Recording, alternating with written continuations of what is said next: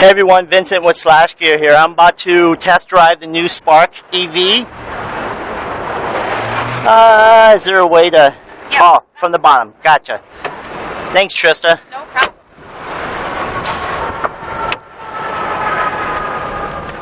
Okay, so this is the first, what is it, Meta test drive, sort of? Yeah. Of the Spark EV, and I have Trista with me. She's the lead engineer. And, alright guys, this is exciting. There's a power button. I've got the brakes on. And you see a green ready light? I do.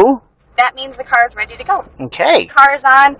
If we didn't have the HVAC going, you may not even know that the vehicle is... So quiet. Oh my goodness. It feels like I'm in a little spaceship almost. It just hugs you. I have some goodies here for you, but I'm just going to put them to the side for right now. I'll do the route book and that kind of stuff to keep you going. All right. And that way, Trista, you can focus on driving. And we've got Michelle in the back here. Hello, plenty of room. Yes. All right. Okay. Give you that. Driving, you're going to be looking at the displays here and in the cluster. These are my two favorite gauges. You have if you hit the configure button to your left, up right there. Okay. It changes the displays here. So if you go one more time, one more time, right? Oh. One more. I'm going to get back to Yep. These are the two. These are carryover from the Volt. What we learned there, the battery gauge, and then efficiency gauge to tell you as you're accelerating and braking how you're doing when it's the. Can I adjust the steering wheel column? Yeah, Gotcha. just the column. And what we did is we built on this because we heard, people are like, with the Volt, when you run out of range, you still have gas and you can keep going. With this, we wanted to make sure that we had, depending upon tell some more information, like how your driving style is, give you some more information. So if you hit configure again, we added this. So it gives you that battery range, the vehicle range that you have, but also a max and a min. And there will be lights that go towards the max or towards the min, depending upon your driving style. So as you change, if you change, the more consistent you are, the upper and the lower number will get closer together.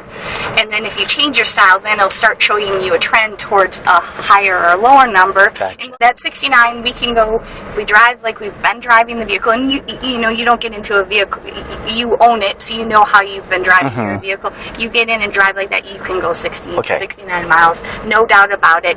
We'll count you down right to the end of that, give you feedback as the battery starts to get low, so team members drive the vehicles, myself, and we'll have family, friends in the vehicle, and I think this speaks to the volume, saying, okay, I have 5 miles and home is 3 miles away, no problem. Okay. It's that confidence inspiring. What about weight factor? If I've got something heavy, does that need to take into account as well? There's a short term. So like 2 people versus 4 adults, or 2 and a child. Less impact on it than like you'll see that you're more impacted by what I would say is your AC loads, making sure your tire pressure is correct, your heat. The speed that you drive, those factors are a bigger factor in it. Those are the... Can you talk about the interior, the material chosen for this car to keep the weight down, the distribution? It's things that you can't see is underneath the absorptive material. Oh, we're going to get started. Yeah, we could. The absorptive material in the front of dash, we went with a lightweight material that helps with acoustics, and it's lighter weight, so to keep some of the weight down, and it's under the front carpet. Gotcha. So those are just an example of the details that you don't necessarily see what's going on behind the scenes and the work that was done on the product. It is so quiet. If we turn down the air conditioning, oh my gosh, you hear the this is perfect for in-city driving, especially here in New York. Which is with your phone, and then because you're connected through USB or with your Android phone? The Android phone, you can do Bluetooth connection. But then you can have the maps up here, and you're not... So the map is It's coming through your the iPhone. And so you get the updates like you do with an app versus with a car where you get updates less often. So then we have where I didn't program the route in, but the route you would program through your phone or through the device itself. Either. You can do it either way. Go ahead. Go on a stick. Whoa. All right, there we go. We're caught up.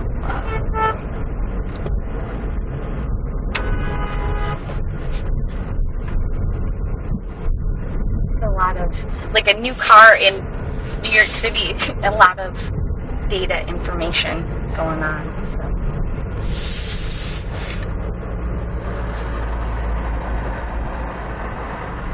You can zoom in, zoom out. You know, there's all. It's nice that it's a touch screen as well too, so you're not fumbling with buttons and. Exactly. If you want to get quickly to information about your vehicle and driving, you hit the leaf button. Like the Volt, we have power flow. Maybe not as interesting as the Volt because you don't have a generator that's put. But when you're braking, you'll have the regen braking, and it'll show energy going into there. When you start accelerating, it'll show energy coming out of the pack.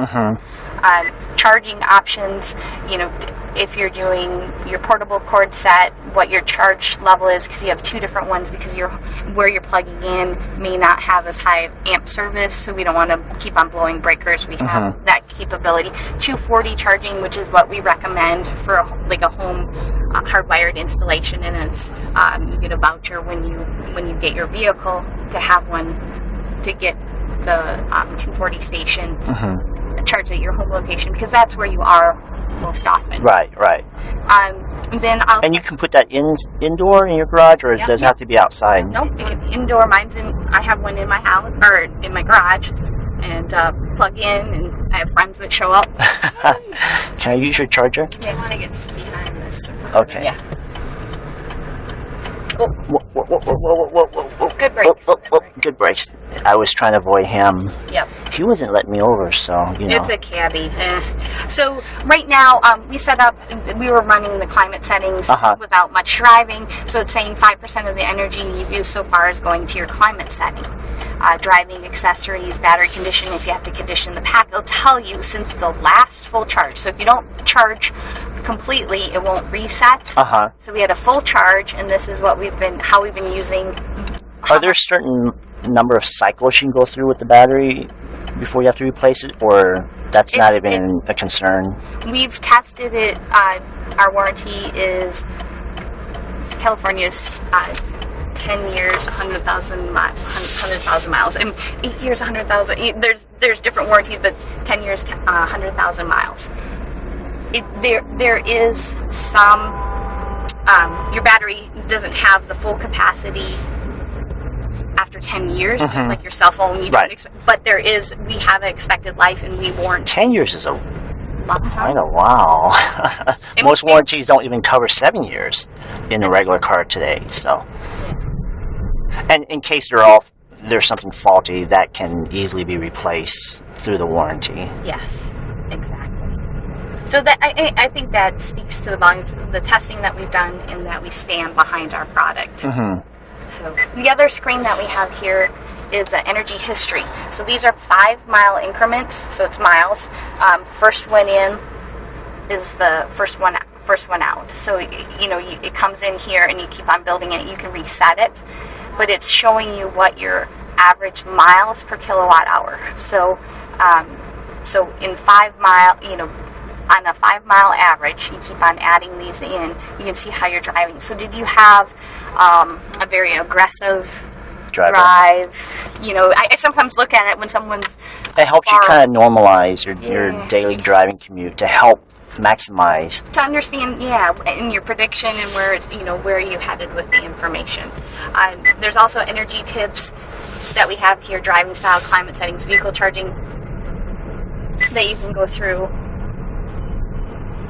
Not when you're driving. Yes, not when you're driving. Yes. Is that one of the features that GM's going to disable while you're driving, or you'll be able to have access to all that stuff?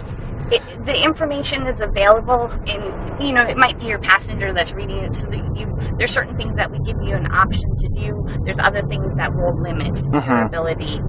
There's like you can't input into navigation. Right. Yeah. Right. Yeah. That makes sense.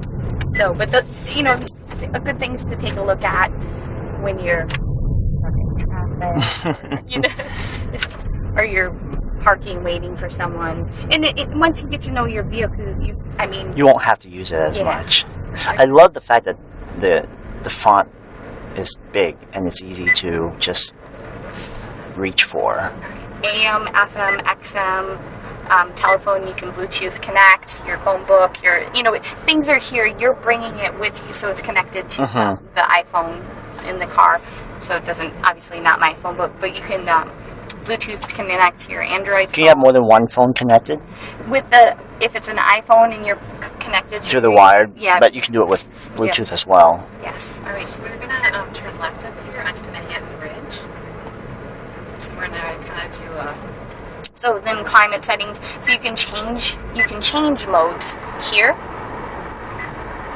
You can also do it by turning the dials. So if you're in here, you can see this, but also it's nice to have hard dials and auto buttons. Right. So you can turn your auto on. For people who care for the buttons. Yep, exactly. So you're getting the best of both worlds. Absolutely.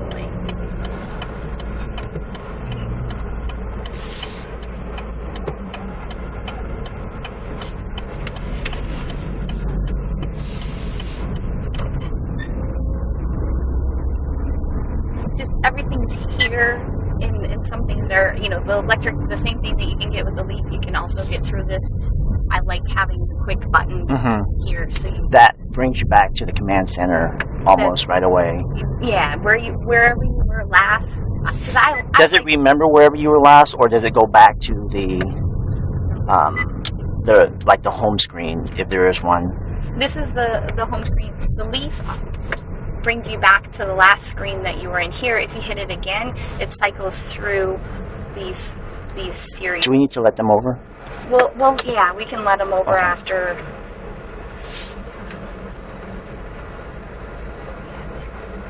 The cardinal rule of ride trips that we have, you don't pass the lead vehicle. If you pass the lead vehicle, then you have to buy everyone a round of drinks. Hey, I always try to be respectful of the lead vehicle, so. So that's our when we're going through the development of the vehicle. Chris Torag, you get to spend some time with him. Okay. I always, because there's the two Chris's, I always try to say last names. I actually call them by their last names because they sit so close to me in the office. If I yell at Chris, I get the stereo, and I'm like, both of you. Why can't you read my mind and know which one? But Chris Torag, he is our energy engineer, helps me planning our ride trips, so we have different milestones throughout the program. Gotcha. Where we go out and we do real vehicle drives and see how we do in city traffic and in hills and all kinds of conditions. And he's very organized as far as this is what we're going to do, this is what we're going to accomplish. He'll have us driving a route and the confidence that you're going to make where you need to go before you have to. So you do need to plan it out a little bit if you're running around town, running errands. A little bit more. But I found everything, I had to think about it at first. Because I'm like, well, I don't really know how far. But once you get your daily routine down, you know exactly how far and where you need to go. Yeah, you can turn down the apron a little bit too. I'm not as I was a little warm at the beginning, but now I'm okay. And you can. This way, I'm sharing. Is that bridge closed down or just a portion of it? They're just painting it. Okay. Yeah, there's cars going across. At least on the look. So when you hit traffic like this, does that account for how many miles you have left? Or when you hit an unexpected roadblock, like you're sitting in traffic for an hour, does that... It's and that's what you're seeing. Those lights are trending down towards that 60 miles an hour based on our slow speed, our AC consumption. Okay, we're, So when you're slowing down like this, does that down on the battery consumption a little bit more, or does it remain the same? It cuts down on it, but we're going up a grade, so it takes a little bit more power to go up the grade. But what you'll see on the other side is, as we're going down the grade, you have opportunity to use less power, possibly get some regen. Okay. Regenerative braking kicks in, and we'll go through and we'll put you in sport mode so you can try that. And then also we're in drive right now. We have a low, and what that does is it doesn't change anything on the acceleration side, but on the deceleration side, it gives you more regen. So when you lift your foot up off the accelerator pedal, I'm gonna switch you into low. And we can do that while we're moving a little bit? You can go back and forth. But that now when you lift your foot off the brake, as you get a little bit more speed, because below 3 miles an hour, 7 kph, we go into friction brakes. But above that, we're using regen braking. Okay. So when you lift your foot up off the accelerator pedal, you're going to get more natural regen, more deceleration. The motor is actually slowing the vehicle. So tell me a little bit about the regen technology. How does all that work in layman's term? What it's doing is you're using the motor and then the brake system, they're additive together to slow the vehicle down. Like I said, above speeds, 3 miles an hour, 7 kph, roughly, to translate it. And what it's doing is the motor is braking because it's a direct drive connected to the axle.